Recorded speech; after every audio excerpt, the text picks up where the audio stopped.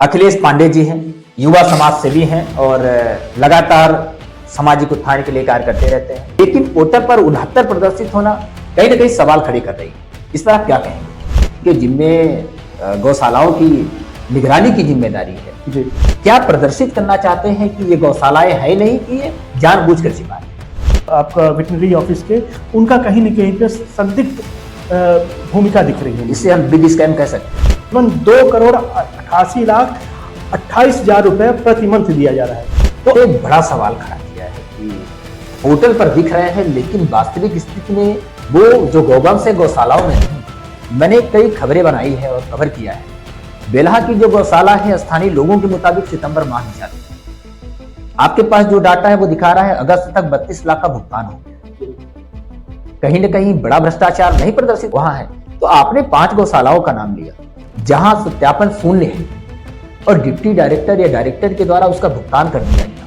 कुछ साल पहले या कुछ महीने पहले की बात है, मलेगवा गांव में वहां की एक गौशाला थी। वहां पे रात के अंधेरे में तकरीबन 34 गौवंश जो है उनको गायब कर दिया। नमस्कार, इस विशेष कार्यक्रम और पॉडकास्ट में आप सभी दर्शकों का स्वागत है। ये हमारा जो कार्यक्रम है ये गौशाला से संबंधित है। गौशालाओं की स्थितियां, निराश्रित गौवंश, सड़कों पर घूम रहे गौवंशों को लेकर एक विस्तृत चर्चा होगी। हमारे साथ जो व्यक्ति बैठे हैं शायद आप इन्हें जानते पहचानते होंगे। अखिलेश पांडे जी हैं, युवा समाज सेवी हैं और लगातार सामाजिक उत्थान के लिए कार्य करते रहते हैं। और जो गौशालाओं की स्थितियां हैं और गौवंशों की जो स्थितियां हैं, खासकर उसके लिए आपने कई सारे अच्छे काम किए हैं, सराहनीय कार्य किए हैं। आज हम गौशालाओं की स्थितियों को लेकर आपसे रूबरू होंगे और विभिन्न पहलुओं को जानने की कोशिश करेंगे कि किस तरीके से गौशालाओं की स्थितियां हैं, कैसे इसमें सुधार हो सकता है और किस तरीके से एक सुनियोजित भ्रष्टाचार को अंजाम दिया जा रहा है। कई सारी बातें हैं, हम आपसे रूबरू होने की कोशिश करेंगे। अखिलेश पांडे जी, जिस तरीके से मऊगंज जिले में गौशालाओं की स्थितियां हैं और जो जानवर है गौवंश वो सड़कों पर विचरित कर रहे हैं। कई बार हमने देखा है कि आप उनको एक समुचित उपचार देते हैं और उन्हें एक स्थल तक पहुंचाते हैं, गौशालाओं तक पहुंचाते हैं और उनकी देख रेख करते हैं। ये सब कैसे करते हैं यार? सर्वप्रथम अभय जी, आपका बहुत बहुत धन्यवाद कि आपने एक जनहित के मुद्दे को लेकर के आपने अपना समय और संसाधनों को एकजुट किया और इस आवाज़ को आपने बुलंदी तक पहुंचाने के लिए एक ऐसे व्यक्ति तक जो इसका जिम्मेदार है, जो इन चीज़ों को सही तरीके से कर सकता है, उसके लिए आपने प्रयास किया। इसके लिए आपका बहुत बहुत धन्यवाद। आते हैं आपके क्वेश्चन की तरफ। तो ये जो गौवंश की वर्तमान परिस्थिति है मऊगंज जिले में, ये बहुत ही दयनीय है। और अगर मैं इसको एक कागज़ के लिखा पढ़ी के हिसाब से अगर बात की जाए तो आपको जानकर आश्चर्य होगा कि मऊगंज जिले में टोटल 84 गौवंश के रख रखाव के लिए गौशाला निश्चित की है, स्वीकृति मिली है, जिनमें तकरीबन 74 गौशाला संचालित हो रही हैं, जो कि उसके अनुसार मैं बता रहा हूँ जो विधानसभा में क्वेश्चन किया हुआ था। पर यहाँ पे आप देखिएगा कि यहाँ पे एक गैप आया है। जो एक्चुअल पोर्टल में प्रदर्शित किया जा रहा है वो 69 है। तो यहाँ पे एक चीज़ मैं देखना चाहूँगा कि कहीं ना कहीं पे शासन और प्रशासन की विसंगतियाँ हैं और उसकी वजह से हमारे मऊगंज जिले में ये विसंगतियों का खामियाजा गौवंशों को खाना पड़ा। अब आश्चर्य की बात है कि प्राइवेट गौशाला का कहीं पे लेखा जोखा या कहीं पे जानकारी प्रदर्शित ही नहीं की गई है। मतलब प्राइवेट गौशालाओं की जानकारी छुपाई गई? बिल्कुल छुपाई गई है। ऐसा क्यों किया गया है? ये कहीं ना कहीं से एक बहुत बड़े भ्रष्टाचार की अलग जग रही है। मैं बताऊंगा अलग, मैं इसलिए बोल रहा हूँ कि ये इतने सर्वव्यापी तरीके से भ्रष्टाचार हो रहा है जो हम कहीं से देख नहीं पा रहे हैं और अंदर अंदर ये घुन की तरह, दीमक की तरह हमारे पूरे समाज को खोखला कर देगा। क्योंकि गौ माता ही, गौवंश ही हमारे समाज का उत्थान करेंगी और उसी से सारी चीज़ें होंगी। मतलब जो प्राइवेट गौशालाएं हैं उनमें संख्या भी ज़्यादा है और इस तरीके से विधानसभा में जानकारी छुपाना, सरकार के पास जानकारी न पहुंच पाए, जानकारी छुपा के आखिर में जो यहाँ के वरिष्ठ अधिकारी हैं जिनके जिम्मे गौशालाओं की निगरानी की जिम्मेदारी है जी, क्या प्रदर्शित करना चाहते हैं कि ये गौशालाएं है नहीं कि ये जानबूझकर छिपा रहे हैं? ये यकीनन जानबूझकर छिपाया जा रहा है, या फिर ऐसा हो सकता है कि प्राइवेट गौशाला को सरकार के कोई ऐसा पैसा दिया नहीं जा रहा है। दो चीज़ें हो सकती हैं। जब आप कोई भी प्रतिष्ठान खोलते हैं, उस पर आपका सरकार का फंड नहीं मिल रहा है, तो आप होती है निजी है, हम इसको नहीं करेंगे। पर अगर सरकार का फंड उनको दिया जा रहा है, उसके बावजूद भी वो अपनी जानकारी को पब्लिक पोर्टल पे नहीं दे रहे हैं, इसका मतलब ये है कि निश्चित तौर पे ये भ्रष्टाचार में संलिप्त हैं। और जो ये संबंधित अधिकारी हैं, डिप्टी डायरेक्टर जी आपका वेटरनरी ऑफिस के, उनका कहीं न कहीं पे संदिग्ध भूमिका दिख रही है। इसे हम बिग स्कैम कह सकते हैं। कह सकते हैं, बिल्कुल कह सकते हैं। एक बड़ा स्कैम है, बहुत बड़ा स्कैम। हम दूसरे सवाल की ओर चलते हैं। जैसा कि आप देख रहे हैं कि सरकार के द्वारा पर्याप्त राशि जारी की जा रही है गौशालाओं के संचालन के लिए, इसके बाद भी ये परिस्थितियां क्यों उत्पन्न हो रही हैं कि जो गौवंश है वो सड़कों पर विचरित कर रहे हैं? आप इसे किस नजर से देखते हैं? देखिए, जैसा मैंने बताया कि तकरीबन 69 गौशाला हमारे जिला मऊ में है, जो कि हमारे पास पोर्टल पे उपलब्ध है। और अगर उन गौशाला पे अंकित गौवंश की बात किया जाए तो तकरीबन 24,024 गौवंश प्रदर्शित है। अब 24,024 गौवंश का प्रतिदिन का वो 40 रुपए के हिसाब से इसका दे रहे हैं। तो ये एक दिन का अगर मैं बताऊं तो एक दिन में 9,60,960 रुपए सरकार के द्वारा हर गौशाला संचालन गौवंश के लिए दिया जा रहा है। और यही एक महीने का अगर हम आय देखें तो तकरीबन 2,88,28,000 रुपए प्रति मंथ दिया जा रहा है। तो अगर इतना धन देने के बावजूद, इतना सरकार का जो कोष है उसको खाली करने के बावजूद, अगर गौवंश में पशु बिना भूसा के, बिना पानी के अगर रह रहे हैं, तो कहीं न कहीं पे प्रशासन का जो भूमिका है जिसमें वो देख रेख करें, उसकी समुचित ऑडिट करें और इस चीज को देखें, तो ये कहीं न कहीं पे संदिग्धता दिख रही है। आपने जो जानकारी बताई है 69 गौशालाओं जी, जो पोर्टल पर प्रदर्शित हो रही है, जो शेष गौशालाएं हैं जो पोर्टल पर प्रदर्शित नहीं हो रही हैं या कतिपय कारणों बस पोर्टल पर नहीं दिख रही हैं, यदि उनका डाटा एकत्रित कर लिया जाए तो यह आंकड़ा 3 करोड़ के पार जा सकता है। अवश्य जाएगा, अवश्य जाएगा। इतनी बड़ी राशि जारी हो रही है एक जिले के, और आपने 24,000 का आंकड़ा बताया है। यदि पूरी गौशालाएं जो पोर्टल पर अपलोड नहीं है उनको मिला लिया जाए तो 26,000 के पार गौशाला मतलब गौवंशों का आंकड़ा हो जाएगा, होगा बिल्कुल। और यदि 26,000 गौवंश आप कह रहे हैं गौशालाओं में है, तो सड़कों पर ये गौवंश कहां से आ रहे हैं? मेरे हिसाब से ये आपने जो बिंदु रखा है, ये निश्चित तौर पर ऐसा प्रतीत हो रहा है कि जो धरातल पे गौशाला का है, जैसे आप एक किसी गौशाला की बात ले लीजिए, उस गौशाला में ऑनलाइन प्रदर्शित है 500, पर अगर आप वहां पे विजिट करें और देखें तो तकरीबन 40-50 गौशाला रहती हैं। जो आपको रोड पर किसानों के खेतों में और ठिठुर कर ठंड में जो तड़प के मर रहे हैं, वो एक्चुअल में गौवंश उन्हीं गौशालाओं के हैं जो पोर्टल पे दिखा करके उसका पैसा तो ले रहे हैं, लेकिन वास्तविकता में उनको ना तो कुछ मिल रहा है और भी ऐसे ही वो निराश्रित होकर घूम रहे हैं। आपने एक बड़ा सवाल खड़ा किया है, पोर्टल पर दिख रहे हैं लेकिन वास्तविक स्थिति में वो जो गौवंश है गौशालाओं में नहीं, सड़कों पर विचरित कर रहे हैं। तो इनका भुगतान कैसे हो रहा है? भुगतान की जिम्मेदारी किसके पास है? और भुगतान की कोई प्रक्रिया होगी या पारदर्शी तरीके से भुगतान होता होगा, इस संबंध में आप क्या कहेंगे?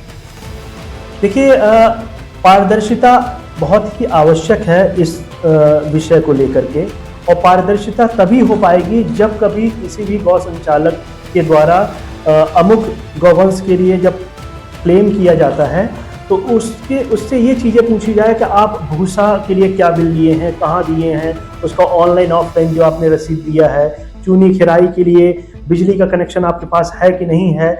इन सारी चीज़ों का अगर ऑडिट सुव्यवस्थित तरीके से हमारे जो वेटरनरी डिपार्टमेंट के सक्षम अधिकारी हैं, जब तक वो ये चीज़ों को नहीं देखेंगे तब तक ये निरंतर चलता रहेगा और ऐसे ही सरकार का कोष खाली होता रहेगा और जो भ्रष्टाचार में संलिप्त हैं वो ऐसे ही भ्रष्टाचार करते हुए और गौवंश को प्रताड़ित करते रहे। आपने कहा कि जो बिल वाउचर्स है इनका विधिवत मूल्यांकन होना चाहिए। मैं कहता हूं कि यदि मूल्यांकन हो रहा होता तो जो निराश्रित गौवंश सड़कों पर विचलित कर रहे हैं ऐसी स्थितियां उत्पन्न नहीं होती, क्योंकि जिस तरीके से हम देख रहे हैं कि कई गौशालाओं में अधिक संख्या प्रदर्शित हो रही है और भुगतान भी उनका हो रहा है, यदि आपने एक बड़ा सवाल खड़ा किया कि बिल वाउचर्स, क्या इनका विधिवत मूल्यांकन हो रहा है? नहीं हो रहा है, क्योंकि अभी मेरे को जानकारी मिली है कि कुछ तकरीबन 5 गौशाला ऐसी हैं जिनका सत्यापन हुआ है, तो जीरो गवर्नेंस के तहत बताया गया है कि वहाँ पे जीरो गवर्नेंस है। और मेरे पास कुछ कागज़ भी हैं जो कि मैं आपको बाद में साझा करूँगा। ये बेलहा पंचायत का है, जिसमें ऐसा बताया गया है 253 क्रमांक का कि सूचना का अधिकार की तरह हमने ये जानकारी प्राप्त की है, और यहाँ पे बताया गया है कि यहाँ पे कोई भी गवर्नेंस नहीं है और इसलिए इनकी जानकारी उपलब्ध नहीं है। पर वहाँ के लोकल लोगों के द्वारा हमें ये जानकारी प्राप्त हुई है, मैं आपको ये शेयर करूँगा, सभी दर्शकों को दिखाइएगा कि अप्रैल, मई, जून, जुलाई, अगस्त तकरीबन ये 5-6 महीने का अंतराल में 32 लाख रुपए का 32 लाख रुपए 5 महीने में जो हुआ है वो बहुत बड़ी राशि है। अखिलेश जी, मैं थोड़ा रोकने का प्रयास करूंगा। बेलहा गौशाला की जानकारी जहां तक मुझे है, मैंने कई खबरें बनाई है और कवर किया है। बेलहा की जो गौशाला है, स्थानीय लोगों के मुताबिक सितंबर माह में चालू है। आपके पास जो डाटा है वो दिखा रहा है अगस्त तक 32 लाख का भुगतान हो गया। कहीं न कहीं बड़ा भ्रष्टाचार नहीं प्रदर्शित हो रहा है? अवश्य हो रहा है, और ये यही बस नहीं है, इसके अलावा रमकुरबा, हाटा, बघैला और मलईगमा जैसी तकरीबन 5 गौशाला जो मेरे संज्ञान में है, और पता नहीं कितनी गौशालाएं और ज्यादा होंगी जिनमें वर्तमान में जीरो गवर्नेंस हैं, पर उनकी आहरण जो राशि है वो लगातार ऐसे निकली जा रही है। इसका बेलहा का मैं आपके साथ दिखाया हूँ पिछला।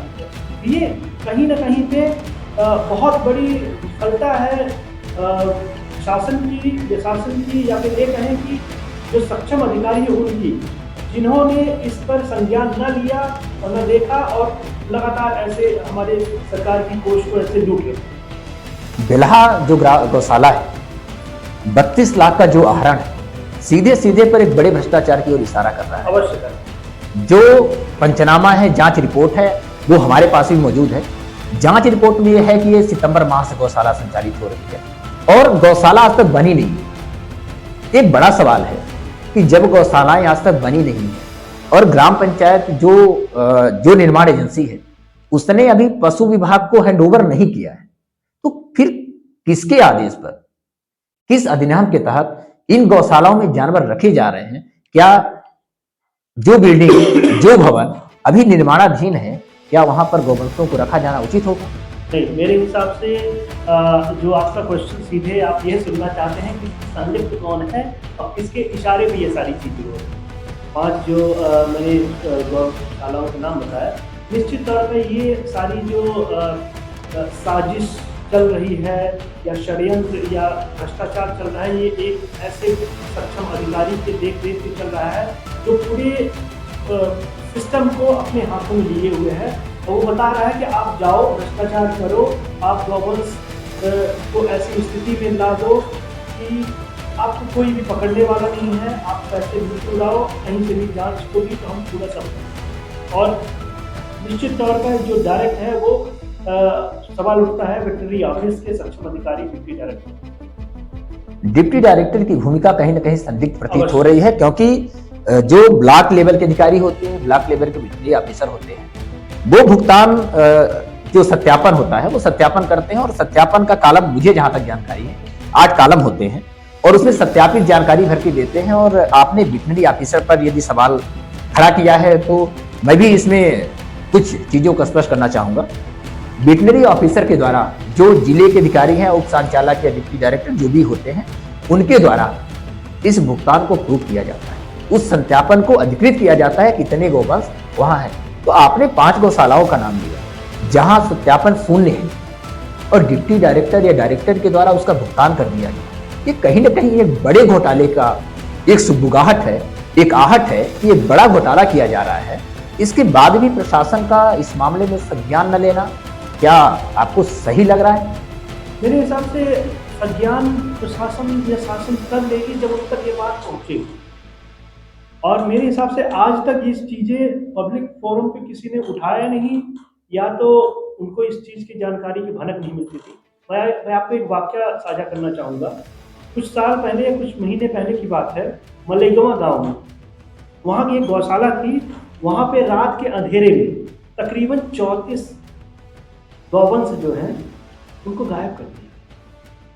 और इस चीज़ की जानकारी वहाँ के जो वेटरनरी ऑफिसर हैं, उन्होंने बाकायदा एफआईआर के तौर पे वहाँ पे पंजीबद्ध करवाया, और आज दिनांक तक इस जानकारी को बाहर नहीं लाया गया और कहीं पे भी कोई जानकारी नहीं है। तो आप देखिए कि कितने बड़े षड्यंत्र के तहत भ्रष्टाचार को फलीभूत किया जा रहा है। तो हाँ, ये बिल्कुल ये नियम विरुद्ध लग रहा है, क्योंकि बिना सत्यापन के भुगतान होना ठीक बात नहीं। कोई सहयोग नहीं हुआ और वहाँ से 34 बैल गायब हो गए थे। इसका मुकदमा भी दर्ज हुआ, उसकी अगली कार्रवाई क्या हो, ये तो अवश्य दिखाई दे रहा है कि इस चीज को बाहर लाया ही नहीं जा रहा है। कोई समझ नहीं पा रहा है कोई गवर्नेंस के नाम पर इतना बड़ा भ्रष्टाचार कर सकता है।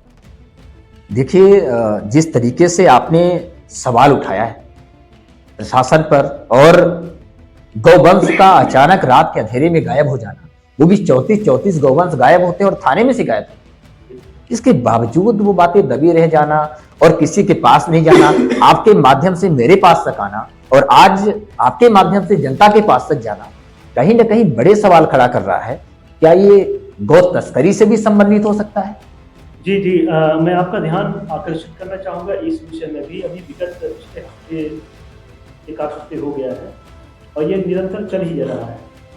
मऊगंज में भी मुझे सूचना प्राप्त हुई कि कहीं न कहीं कुछ ऐसे स्थान हैं जहाँ पर दिन में गौवंशों को ले जाकर रखा जाता है और रात के अंधेरे में वहाँ से गौ की तस्करी की जाती है। और जब कुछ गौवंश के रखवाले लोग उस गौ तस्करी को रोकने का प्रयास करते हैं और पुलिस प्रशासन को इसकी जानकारी देते हैं, तो उनको भी षड्यंत्र करके उन पर भी एफआईआर करने की जालसाजी की जाती है, षड्यंत्र किया जाता है।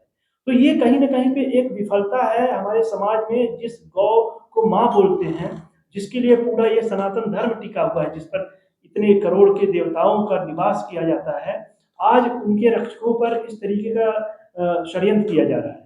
तो ये भी एक प्रश्न चिन्ह है। अभी कल की बात है, नई गढ़ी में भी गौ माता के ऊपर धारदार हथियारों से वार किया गया, जिसकी सूचना दी गई वहाँ पर। अभी एक हफ्ते पहले यहाँ पे गौ तस्करी का एक ऑडियो वीडियो वायरल हुआ था, जिसपे गौवंश को खुलेआम जान से मारने की धमकी दी गई। फिर उनके ऊपर जालसाजी करके एफआईआर करने की साजिश की जा रही है। तो मेरा कहने का मतलब, और आप लोगों को और आपके माध्यम से आपके व्यूअर को बताने की ये है कि जहाँ पर हमारे शीर्ष नेतृत्व का प्रयास है कि जो गौवंश है उनके लिए एक अच्छी व्यवस्थाएं की जाए, गौशाला दी जाए, उनके लिए खरी, चूनी, किराई, भूसा, पानी की व्यवस्था और हर चीज़ एक शेड बनाया जाए, वहाँ तक वो बातें पहुँच नहीं रही है। उनको जानकारी नहीं, भनक नहीं पड़ा जा रहा है कि उनके पैरों तले, उनके नीचे या उनके दीपक तले जो अंधेरा होता है, उस तरीके का हो रहा है कि यहाँ पर एक साजिश की जा रही है। उस साजिश की तरह इतना बड़ा भ्रष्टाचार हो रहा है जिसकी कोई सीमा नहीं है। हर महीने तकरीबन करोड़ों रुपए, 4 से 5 करोड़ रुपए, प्राइवेट की तो बात छोड़ दीजिए। प्राइवेट का अगर मेरे पास ऐसा डाटा आ जाएगा तो मेरे साथ 10-15 करोड़ रुपए अंदाजा है कि इतना ज्यादा भ्रष्टाचार हो रहा होगा। देखिए, आपने कई सारे सवाल, प्रशासन पर कई सारे आरोप लगातार लगा रहे हैं। आपका कहना है कि गौ तस्करी और लगातार शिकायतें होना, थाने में शिकायतें होना और किस तरीके से पशुओं को रखना, गौवंशों को रखना, ये कई सारे सवाल खड़ा करता है। मुझे जहां तक जानकारी है कि इसकी एक समिति होती है जो ब्लॉक लेवल पर भी होती है और डिस्ट्रिक्ट लेवल पर भी होती है। डिस्ट्रिक्ट लेवल पर जो डीएम होते हैं इसके अध्यक्ष होते हैं और ब्लॉक लेवल पर जो एसडीएम होती है इसके अध्यक्ष होती है। क्या इनकी बैठकों में इन विचारों को सम्मिलित नहीं किया जाता है कि गौशालाओं की स्थिति क्या है? क्या बैठक में चर्चा नहीं की जाती है? क्या आपको जानकारी है कि इसकी बैठकें हो रही हैं? देखिए, पब्लिक पोर्टल या फिर सम्मानीय कलेक्टर महोदय का जो पीआरओ है, वहाँ पर मैंने कभी ध्यान नहीं दिया कि ऐसा कोई बैठक हुई होगी। निश्चित तौर पे अगर उनके डेकोरम में है या उनके डेली शेड्यूल में है तो होता होगा। पर एक चीज़ ज़रूर है कि हमारे सम्मानीय कलेक्टर महोदय बहुत ही संवेदनशील हैं इन चीज़ों को लेकर के, और मेरी व्यक्तिगत रूप से कई बार गौवंश को लेकर के चर्चा हुई। कुछ मैंने आवेदन दिया, उनको अविलंब उन्होंने कार्रवाई की। तो मैं ये कह सकता हूँ, या तो निचले स्तर पे जो अधिकारी हैं, वहाँ से ऊपर तक वो बातें नहीं पहुँच पा रही है, या तो एक चेन जो होना चाहिए सूचनाओं के आदान प्रदान का, या हमारा जो चौथा स्तंभ है जो मीडिया का, वो उस चीजों तक अभी तक कवर नहीं कर पा रहा था। नहीं, आपने कहा कि अभी कलेक्टर के द्वारा, मऊ कलेक्टर के द्वारा एक समिति बनाई गई थी निरीक्षण के लिए कि गौशालाओं का निरीक्षण करना है, और उसका दल बनाया गया था कि जांच रिपोर्ट प्रस्तुत करना है। तो आपको या मुझे ऐसा लग रहा है कि जो जांच रिपोर्ट श्रीमान कलेक्टर के पास पहुंची है, या वो जांच रिपोर्ट ही गलत है? अवश्य, अगर ऐसी बात है तो बिल्कुल गलत है, क्योंकि अभी 3-4 दिन पहले घोघम में एक गौशाला थी जिसमें गौवंश मरे पड़े हुए थे, बाहर से ताला बंद था, वहां पे कोई भी व्यक्ति उपस्थित नहीं था। मेरे पास वीडियो फुटेज है, मैं आपको साझा करूंगा, आप उसको देखिएगा और दिखाइएगा। अगर श्रीमान कलेक्टर महोदय जी ने ऐसी कोई समिति गठित की है जिसमें सभी गौशालाओं का निरीक्षण करके उसकी रिपोर्ट साझा करने किया गया है, तो अगर उस गौशाला का निरीक्षण किया गया होगा तो वो रिपोर्ट भी संदिग्ध है, उसमें भी मुझे कहीं न कहीं पे उस पर भी प्रश्न चिन्ह लग रहा है। और हाटा में अभी मुझे फोन आया था कुछ देर पहले, जिसमें बताया गया तकरीबन 50 से 60 गौवंश ऐसे भूखे ठंड में ठिठुर रहे हैं, कुछ गौवंश वहां पे मरे पड़े हुए हैं। आपने इसकी जानकारी प्रशासन को दी? मैं अभी तक तो नहीं बात कर पाया, अभी मैं इस पॉडकास्ट पे बैठने से पहले मेरे को फोन आया और मैं वहाँ पे स्थानीय लोगों को बताया हूँ, वहाँ पे जा करके भोजन का प्रबंध करिए, और तहसीलदार महोदय को उनके द्वारा मैंने बोला भी कि आप फोन करिए, शायद फोन उठा नहीं पा रहे हैं, इसलिए। एक बड़ा सेंसिटिव मामला है। हम जहां तक जानते हैं कि जिस तरीके की गौशालाएं बनी हुई हैं, जो इनकी क्षमता है 100 से 200 या 250 300 तक है, इससे अधिक किसी गौशाला की क्षमता नहीं प्रतीत हो रही है। तो 500 पोर्टल के अनुसार 1000 या 700 गौवंश रखना, आप इसे किस नजर से देखते हैं? क्या ये पशु क्रूरता आपको लग रही है? देखिए, आपने बहुत अच्छा सवाल पूछा। पशु क्रूरता अवश्य होता है, और हर एक गौशाला का एक क्षेत्रफल निर्धारित होता है, एक मानक होता है, उसके अनुसार उसमें क्षमता निर्धारित की जाती है। अब मान लीजिए कि 500 मानक का एक क्षेत्रफल के हिसाब से उन्होंने बोल दिया कि इसमें रखना है। अगर उससे अधिक पशु को रखते हैं तो भारत की न्याय संहिता 1960 के तहत वो पशु क्रूरता में आएगा। उनको व्यवस्थित तरीके से भोजन नहीं मिल पाएगा, उनको व्यवस्थित तरीके से जो भी खाने, छाया, भोजन, पानी, हर चीज कुछ नहीं मिल पाएगा। तो ये पशु क्रूरता के तहत उन्हें अर्थदंड भी दिया जाएगा, और अगर ये रिपीटेटिव चलता रहेगा तो उन्हें जेल की हवा को भी खाना पड़ेगा। तो अब ये सारी चीजें कौन निर्धारित? क्या इन मुद्दों को आप उठाएंगे जोर शोर से? अवश्य मैं उठाऊंगा, और अगर होगा, अगर मैं पहले सम्माननीय कलेक्टर महोदय और यहाँ के जो सक्षम अधिकारी हैं उन तक ये बात पहुंचाऊंगा, और अब मैं आज इस चीजों को आपके माध्यम से पहुंचा रहा हूँ। मैं आशा करता हूँ कि इन पर त्वरित कार्यवाही होगी। अगर त्वरित कार्यवाही नहीं होती है तो मैं जहां तक बनेगा कलेक्टर महोदय, कमिश्नर महोदय, उप सचिव महोदय, मुख्यमंत्री महोदय तक जा करके इन चीजों का संज्ञान दूंगा, और मैं चाहूंगा कि आप ऐसे हमारा हमेशा सहयोग करें, जिससे हमारी बातों को, जो गौवंश हैं, जो बोल नहीं सकते हैं, जिन पर करोड़ों देवताओं का वास होता है, उनकी आवाज को हमें पहुंचाना पड़ेगा। धन्यवाद अखिलेश जी, हमारे साथ जुड़ने के लिए और बहुत सारी जानकारियों को साझा करने के लिए, आम जनता तक वो संदेश पहुंचाने के लिए कि जो अभी जनता तक ये बातें नहीं पहुंच पाई थी, किस तरीके से गौशालाओं में भ्रष्टाचार चरम पर है, किस तरीके से राशि की निकासी की जा रही है, किस तरीके से एक सुनियोजित बड़े भ्रष्टाचार को अंजाम दिया जा रहा है। ये तमाम जानकारी हमारे साथ साझा करने के लिए आपका धन्यवाद। और मैं दर्शकों से चाहता हूं कि जिस तरीके से पांडे जी ने बात रखी है, अपने विचार आपके साथ साझा किए, इसमें कई सारे सवाल खड़े हो रहे हैं। सवाल इस तरीके के खड़े हो रहे हैं कि क्या जो बिल वाउचर गौशाला के संचालक जब चारा और भूसा खरी और चूनी खरीदते हैं, क्या वो बिल वाउचर संग्रहित करते हैं? क्या उसका मूल्यांकन होता है? नहीं होता है तो भुगतान किस आधार पर होता है? जिस मोटर से पानी निकाला जाता है, गौवंशों को पानी दिया जाता है, क्या वहां बिजली का कनेक्शन है? क्या बिजली का कनेक्शन है तो बिजली का बिल आ रहा है, उसका भुगतान है कि नहीं है? क्या इन सभी का परीक्षण किया गया है? यदि परीक्षण नहीं किया गया है तो फिर भुगतान किस आधार पर किया गया है? यदि गौवंशों की क्षमता गौशालाओं में दोगुनी क्षमता में है और जो गौशाला है वो 100 गौवंशों के लिए है, क्या यह पशु क्रूरता नहीं है? क्या उनके ऊपर पशु क्रूरता अधिनियम के तहत मामला पंजीबद्ध नहीं होना चाहिए कि क्षमता से अधिक गौवंशों को ठूस ठूस कर भरा जाना खुले आसमान के नीचे रखना, चारा भूसा की व्यवस्था न करना, कई सारे ऐसे सवाल हैं जो पशु क्रूरता की श्रेणी में आते हैं, जो अखिलेश पांडे जी ने आपके साथ साझा किया।